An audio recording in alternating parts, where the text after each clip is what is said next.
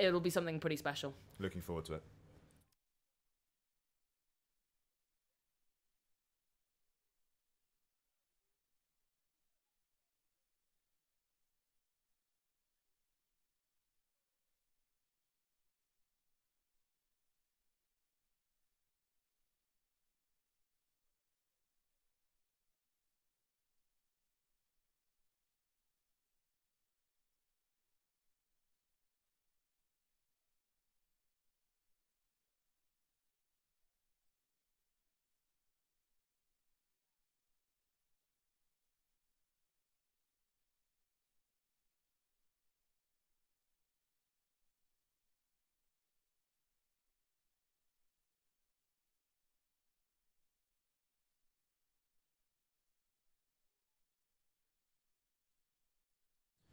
So,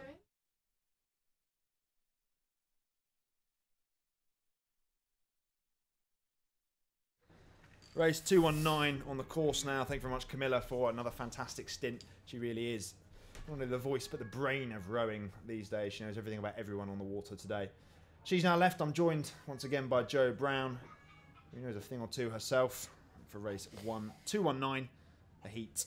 Quarter-final of the Junior 16 Coxed Fours contested between Glasgow Academy, there on the left of your screen on the Berkshire station, and Sir William Perkins School A crew on the Buckinghamshire station. We've got quite a race on our hands here, Jo. Yeah, I was going to say the overlap has continued past the island, and I think today has shown that really the island has been the start or the finish of races, and if they've got contact after the island, it seems to have been maintained down the whole of the course. But I think Glasgow have just got their nose in front ever so slightly as they've come past the commentary box, but there really is nothing in it, a matter of feet, I would say, if not inches.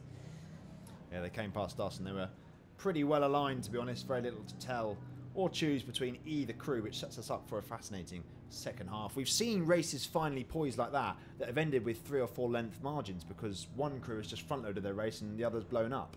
It's what we've said over the regatta so far. Match racing really is a completely different kettle of fish to head racing or 6-lane racing, and it is a case of what strategy do you take. You have to take a stance before you sit on the start line with your coach and with your crew. You have to take a stance on whether you're front loading or not, and sometimes that's going to pay off or not. And you can see Glasgow Academy now kind of walking away. Yeah, impressive. From Sir William Perkins School, which I think at the start of the race I probably would have, said William Perkins School has a huge rowing programme behind it. We've seen countless numbers of crews from them today, but they actually seem to be being, outclassed a little bit here. Certainly with the catch timings, Glasgow Academy really are missing nothing at the front end. Yeah, a strong second, third move there from Glasgow Academy. Of course, you talk about Sir William Perkins' pedigree in junior rowing, but Glasgow have built up quite the reputation themselves over the last few years. Obviously, Josh Armstrong being one notable athlete who's come out of their programme on the guys' side and India Summer side on the girls' side. Of course, the daughter of Coach Ian. But yeah, there we go. That's a really impressive move there from Glasgow. They've stretched right out and they're trying to break contact now. I think it's what we've been saying about all day, is it's maturity of racing that we're seeing here. It's the fact that Glasgow Academy are now just easing into their rhythm and just pushing it every single stroke and realising, we don't need to put a big push on here. We don't need to create a length of distance in 10 strokes, but we do need to keep edging away from William Perkins School, and that's exactly what they're doing. A confident execution of a race plan is how I would describe that, Tom. Yeah, absolutely. They looked like they knew exactly what they were doing when they started to move away for Sir William Perkins. And for a Junior 16 crew, it shows impressive maturity to, in the face of intense competition, the heat of battle, to actually still be able to execute your race plan to perfection, which is what Glasgow have done here. I think it's also worth remembering that these girls have probably come through, the J15s. They've probably been racing all year. They definitely were at Nat Schools a few weeks ago. They're quite honed at the whole competitive process now, I would say, although still very early on in their rowing careers. So fingers crossed this is just another building step for them developing that confidence. But as you said, the confidence that they've had to execute a race plan really has shown in this race here. Yeah, I don't think there's any coming back. No. For that Sir William Perkins crew, so maybe we can move back to the start for the beginning of race 220. As if by magic it appears on the screen. I know, the producer is good, isn't he? It's Junior 16 Cox 4s, our second quarter-final Marlow Rowing Club A on the left of your screen there in their distinctive red kit. And Lady Eleanor Hollies, another major challenger on the junior rowing circuit on the Buckinghamshire station right-hand side of your screen. Both crews away nice and clean. That's what we like to see. No need for the umpire to get involved, and you shouldn't really with a Cox on board. No, but I think what's really interesting about these is that when you're having a Cox 4, because it's a bow-loaded 4, they actually can't see anything particularly. So particularly in terms of the blade distance and blade clashes, it can be really, really difficult to be able to judge the distance between your blades. And as you can see, they're converging slightly here, and the Coxes really have no idea how close those blades are getting to one another, which can be quite a difficult situation to be in when you just can't see anything. Well, I suppose you could sort of turn your head. It's not impossible.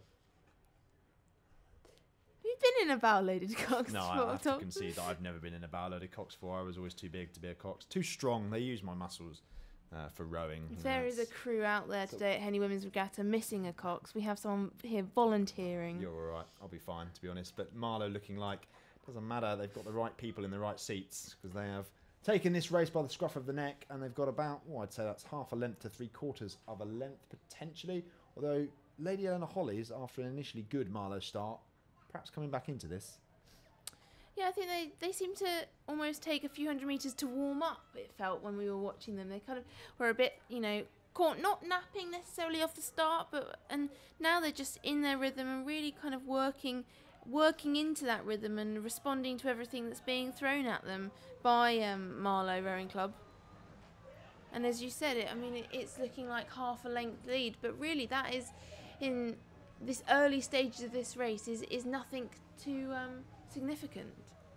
No, it's not, and we've seen margins like these overturned countless times already today, approaching the barrier. I would say that just the way the shell is moving in the Marlow boat, it's just looking a bit more dynamic. It's got a bit more life to it. I think it's got a bit more momentum to it. So it'll be interesting to see what the LEH boat can bring to the contest.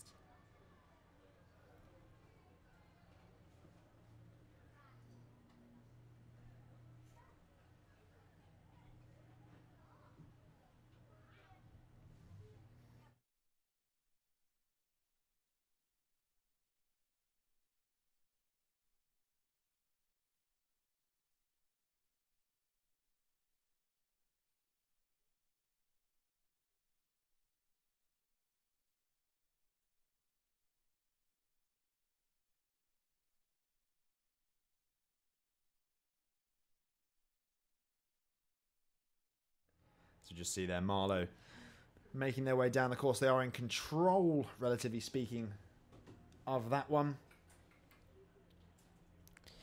And by the looks of how they're rowing down this course, I think those girls have another gear in them if they go through to the next round. I think they're looking relatively composed. I think that's a fair point, but I think they'll need another gear because the crew in the next race, Kingston and Lee, Kingston are actually undefeated in the junior 16 category this year. They are by far and away the best crew. That's quite a statistic to have against you coming into this competition. Absolutely undefeated in this combination. There are winners of the Kingston Small Boats Head, Teddington Head, Hampton Head, National Schools, Junior Interregionals. The list goes on and on and on, coached by an old friend of mine, Josh Burrows. So a very, very impressive outfit indeed. And it's great to see Kingston back on the map at the top end of junior rowing. Absolutely, and they really are showing such confidence in what they're doing. There's been absolutely no tentativeness. They've come out, they've known exactly what they need to do, and they've got on with doing it. But I would say that the Lee Rowing Club 4+ is holding their own there. Definitely they have not been overturned yet, and Kingston may be undefeated, but they're certainly the contact hasn't been broken yet. Lee are no mugs. They finished second place at the Junior Interregionals in the Women's Junior 16. Cox was 4, half a length down from this Kingston 4, so it's interesting that these two have met so early in the competition. You might expect them to come up against each other in a semi or even a final. But Kingston, I think they will class this as an important race. I think the contact has just been broken, but Kingston need to be careful because they're getting very close to those booms over there.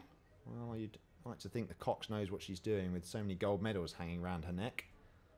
I'm sure she's got this race judged to perfection. That really would be catastrophic if they were to collide with the booms. Not so much for Lee if they did, but Lee just struggling to keep hold of this, well, very, very strong Kingston crew. Look at the way they row. It's very impressive. It is very impressive, and they are just looking, you know, powerhouses as they come past. And you can see that just from the coverage that they're getting of their puddles. They really are just sitting back and actually joy to watch as they come past. An incredibly mature performance from 4 girls that are only 16. I'm pretty sure all of them will be taller than I am. But you can actually see from the way they row, they're not allowing the boat to slow down an awful lot. They're just defending the boat speed and only adding to it. Nothing's coming off it. Nothing is... And I said this, we talked about this earlier, about defending the boat speed is, you know, taking the free speed when you can. And they are really taking advantage of every little bit of free speed that they can get. Free speed indeed. Rowers always looking for it. Kingston have it in abundance here. They are stretching out with every stroke, and it's been a mature, controlled performance from Kingston. They didn't jump out the blocks. They didn't jump the gun in any way. They went 4 lengths up after 10 strokes, but they've just sort of crept away from Lee with every stroke and now have a commanding lead. What will be interesting now is how they pace the rest of this race. Do they take it down? Do they try and keep themselves in a rhythm all the way through to the finish line? How much energy do they conserve?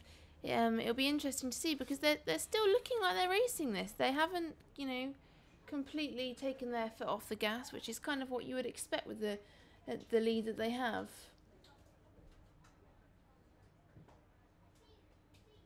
And it's the winner of this race, Joe, that goes through to face either Henley or Emmanuel, who are just underway. Henley on the near side, Emmanuel on the far side as they head down back of Temple Island. And Henley Rowing Club nearest to the towpath, that shows Emmanuel there as they clear the top of the island. Again, it looks like a nice clean start from both crews as they're coming to the end of the island. Which is what you would expect in these Coxed events. We've had a few clashes and crashes, but they have been in Cox's events by and large over the last 2 days. So,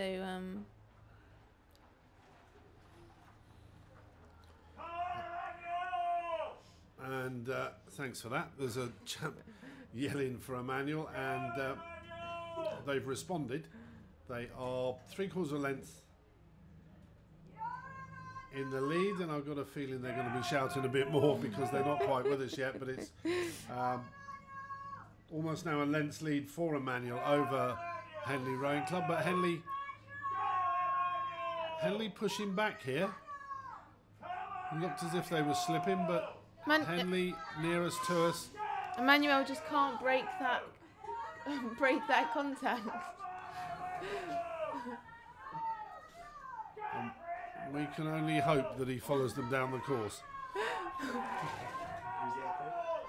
Henley. God, Henley! Yes. God, Henley! And the local crew, Henley, are coming back.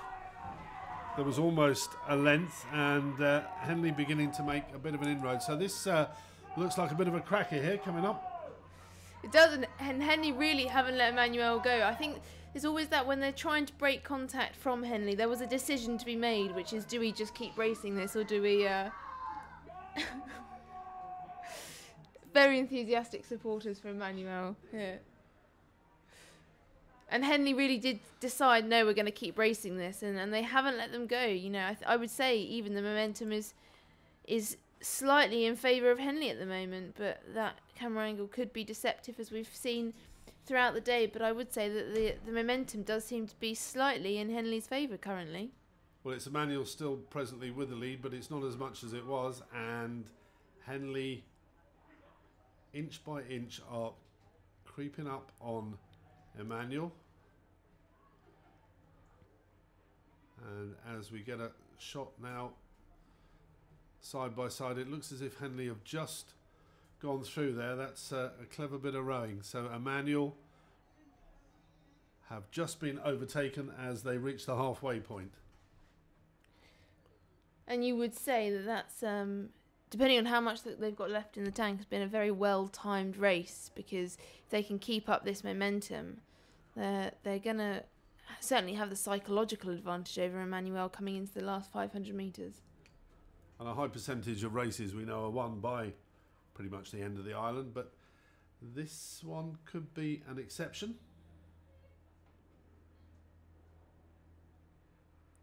Not too much in it though, as they're moving now down towards the last third of the race.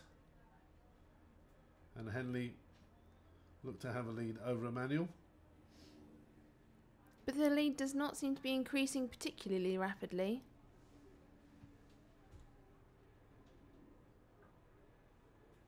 It's always interesting when you get these situations where a crew's been rode through, when it continues to be as close as this coming into the final stages, because how much you've got left in your legs really does come into play.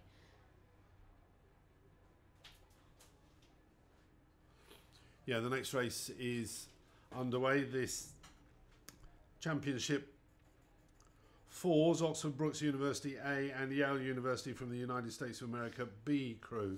Oxford Brookes, Berkshire Station, Yale over on the Buckinghamshire Station.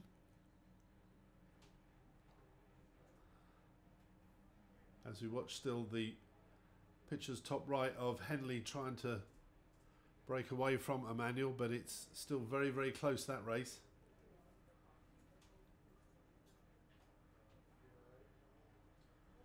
If anything, Emmanuel seemed to have pushed their rate of striking up.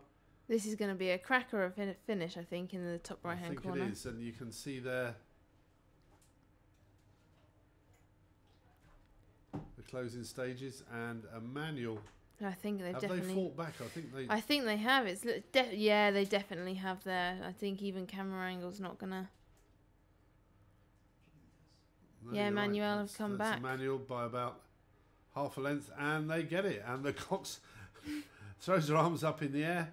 Wow, what a race! So the lead changed hands there a couple of times, and Henley looked devastated. But well done, Emmanuel. They